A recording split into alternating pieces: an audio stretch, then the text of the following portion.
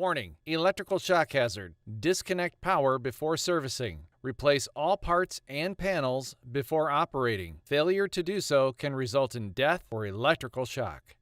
Excessive weight hazard. Use 2 or more people to move and install dishwasher. Failure to do so can result in back or other injury.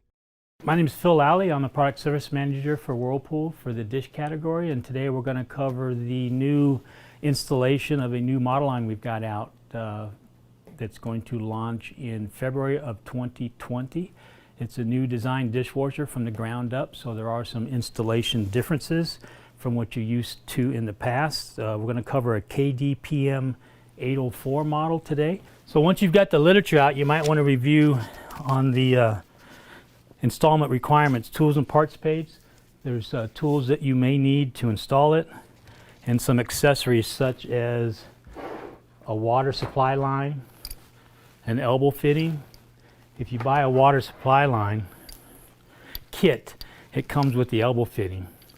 Or if you're not replacing the water line, you still need to purchase a 3/4 inch to 3/8 inch elbow fitting to connect your old water supply to the dishwasher. Drain hose is supplied with the dishwasher. You also need a power cord. Now this model line has 2 new power cords as accessories.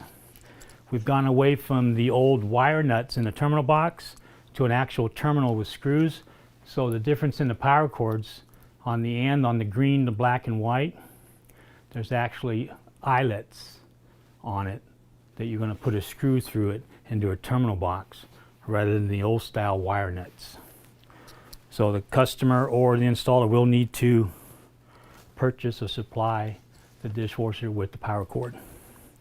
We have 2 model numbers or 2 part numbers. The only difference is the end. One has a straight plug and one has a right angle 90-degree plug. All right, one of the first things we're going to do is remove the toe panel. It's got 2 black 5/16 inch screws on the bottom.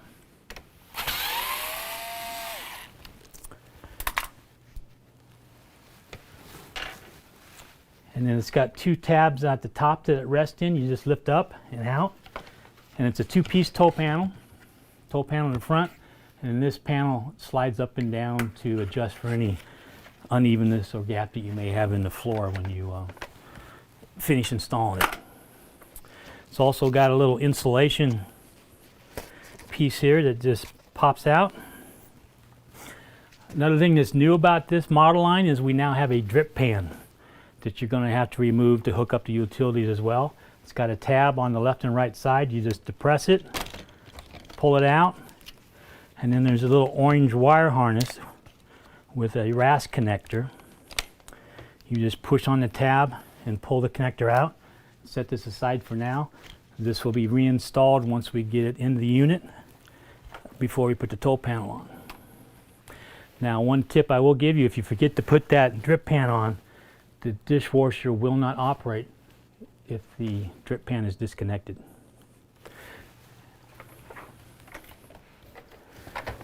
So the next thing you do is you take the electrical junction box cover off. That's a 1/4 inch or T20 screw. Once you get the screw out, you just lift up on it with a flat bladed screwdriver. Comes right off, and this is the terminal box I was talking about. In the past, our power cord or hardwire came in through here and there was 3 wire nuts. Now we actually have a terminal box where you're going to take the screw out, put it through the eyelet, and screw it back down.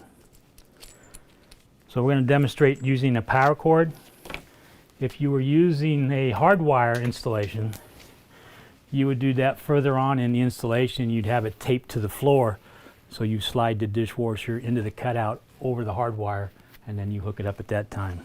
But for a power cord model, you're going to do it while you've got it on its back and you're hooking up the utilities, the water supply, the electrical, and the drain hose. You always want to make sure you use a strain relief on the power cord or the hard wire. All right, once you get the strain relief and the nut on it, You can pull the green ground screw out, put it through the green ground eyelet.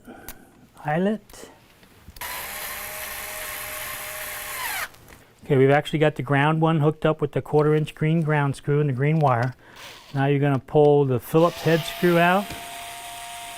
Then you're going to go black to black and white to white. You can put the screw through the eyelet. There's the black wire. We'll do the same for the white wire. Like I say, this is new. In the past, we've always had wire nuts. 2020, we're switching to this new terminal box. Reinstall the junction box cover.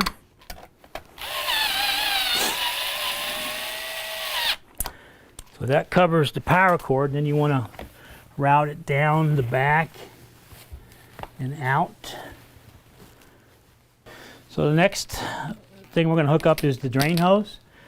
And with the literature that came in the product, there's a miscellaneous parts bag that will have the anchors that you anchor the unit to the cabinet, 2 clamps, a silver and a red one, and 2 anchor screws. The red clamp is for the end of the drain hose that goes under the sink to your disposal, and the silver clamp goes on this 110-degree elbow end for the bottom of the dishwasher. Okay, for this model line, we've got a new drain port connection.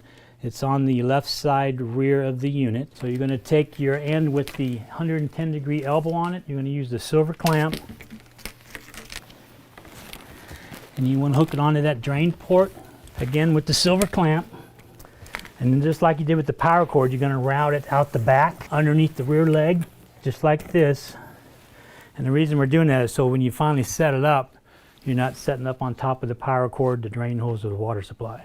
We always recommend a new water supply line when you're ever installing a dishwasher. And there's 2 parts to a water supply line. One is if you buy the water supply line kit, it comes with the 90-degree elbow.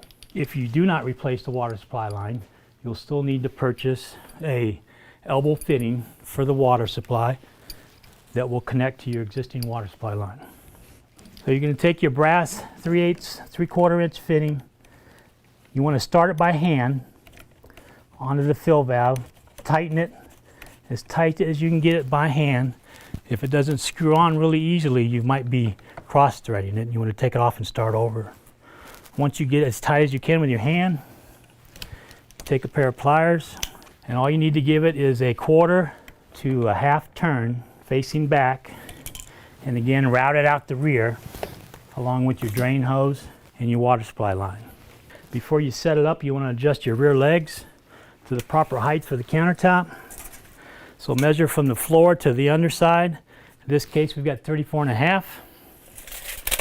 The dishwasher comes preset from the factory at 33.5.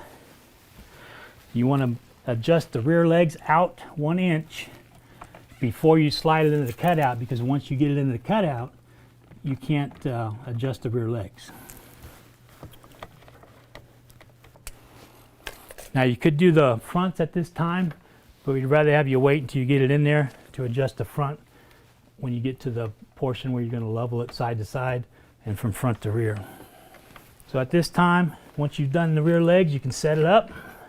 So once you get it stood up and get ready to slide it in, you're going to route utilities kind of like an umbilical cord out the back, and you're going to route them through the bottom, rear, or right side depending on where the sink is. And you've got the drain hose, the water supply, and the electrical. Now the hole that's required is only 1.5 inches. And a lot of guys ask me, how do you get all this through a 1.5 inch hole? You put the plug in first, and then you do the water supply. And lastly, you do your drain hose, because you can squish it down to fit through the remainder of the hole.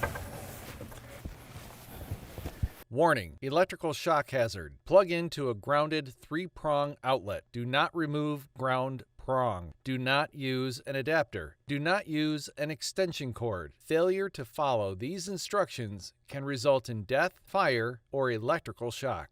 So at this time, you want to hook your water supply, your drain hose up. Now it's going to, when you plug it in without the drip pan connected, remember I showed you that orange wire that has to be hooked to the float? Until you plug that in, it's going to beep and go crazy because it's telling you the drip pan's not plugged in.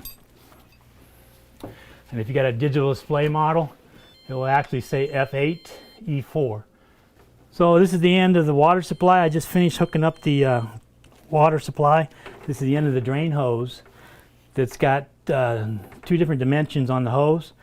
The big one is usually for a garbage disposal, but if you've got a P-trap port, it's a smaller diameter, so you cut it right here, so you can put it on the smaller diameter. And you can use a hose clamp, or if it's disposal, you use the red clamp. All right, so under the sink, we've got the electrical power cord plugged in, the water supply hooked up, turned on, and the drain hose hooked up to the drain port. If the disposer has not been used in conjunction with the dishwasher before, you will need to knock out the drain tube plug using a screwdriver and hammer.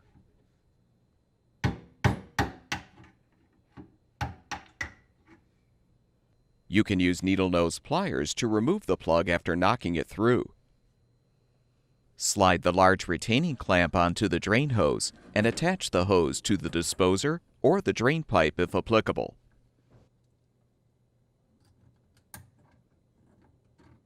Okay, in the installation that we just did the video on, I used the power cord, but at certain times you're going to see a hard wire or direct wire, which is conduit, such as this. It's basically the same hookup, black to black, white to white, and green or bare wire to ground. So make sure you get the strain relief on it, and then you just take your needle nose pliers and make a circle with the copper wire, put the terminal box screw through it in the terminal, and you're all set.